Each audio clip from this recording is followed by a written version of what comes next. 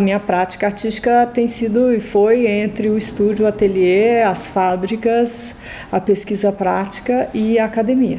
Então eu acredito muito na obra de arte como uma certa armadilha que nos captura para nos propor algumas respostas ou proposições definitivas, mas acaba puxando o tapete, fazendo uma rotação, né, como eu gosto de usar muito essa palavra, para um caminho da dúvida, né, de novas perguntas. Né? O que acontece com o presente do sujeito em relação à obra quando ele está diante de um ambiente, ou ele está dentro de um ambiente imersivo que joga ele para um lugar e para o outro. A obra ela puxa o tapete nesse sentido de criar uma espécie de armadilha, no bom sentido, assim, né, na esperança talvez otimista minha de uma experiência crítica que transtorne e transforme o sujeito. Né?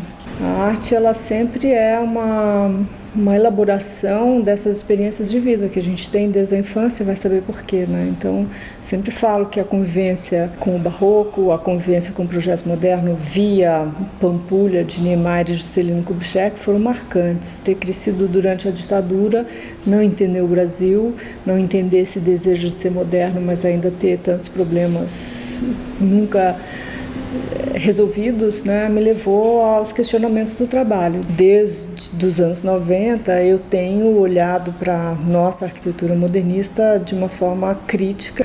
Acho que no Brasil a gente ainda celebra bastante o Niemeyer, eu acho que é justo isso, mas o que me leva a seguir com esses questionamentos é, de certa maneira, tentar entender por que não deu certo esse projeto moderno. Assim, como a gente se proclama moderno e o país do futuro, como a arquitetura é uma ferramenta ideológica para construir essa ideia de Brasil do futuro, de fato, a construção de Brasília, todas as mudanças, e como o Brasil usa isso para se projetar mesmo internacionalmente. Né? O Manifesto do Loos, para falar objetivamente sobre ele, é um manifesto muito claro que define, né, as diretrizes de uma arquitetura, né, como deveria ser a arquitetura.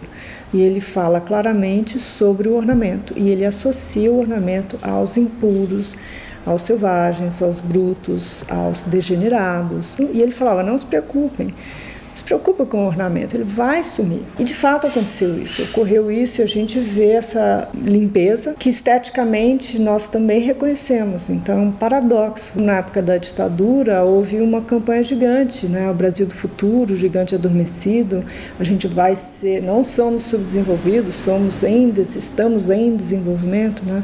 Então esse desejo da gente chegar lá, chegar onde? Chegar nesse lugar, né, de um modelo que nos que a gente introjeta, né? O meu trabalho também, ele se apropria também de uma característica que é da sedução, dessa estética, né? Dessa beleza, né? Das formas. Eu me aproprio disso conscientemente, então, mais para construir uma crítica. Então o Loos, ele vai escrever isso, ele projeta de fato uma casa para Josephine Baker, não se sabe por quê.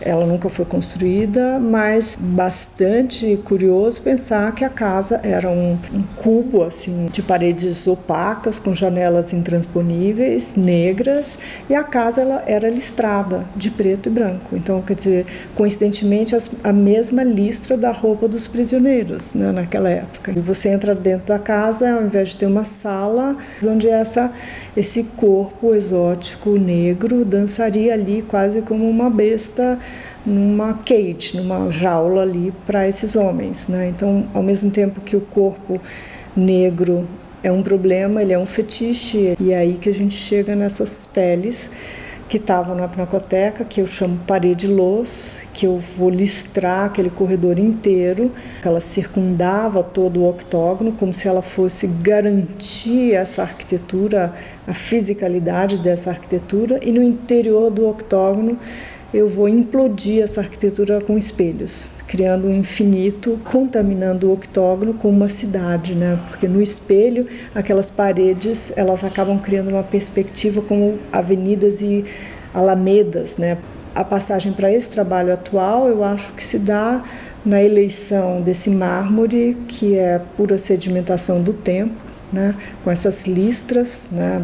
Também em tons de cinza e negro, e eu acabo dando o título de Em Penas Cegas, ainda luz. No meu imaginário, esses ângulos são ângulos da casa que gira no meu filme, que encerra a parede luz, né? Então tem um filme onde eu coloco essa casa girando várias vezes e dá esses volumes, a listra sai do plano e acaba virando um volume, criando um certo enigma mesmo, onde essa casa é invadida por uma arquitetura horizontal e implode, a natureza tropical domina tudo, né? Tipo, quase uma vingança, né? Assim, de como a natureza tropical vai devorar e dominar principalmente a casa que ele fez para Josephine Baker.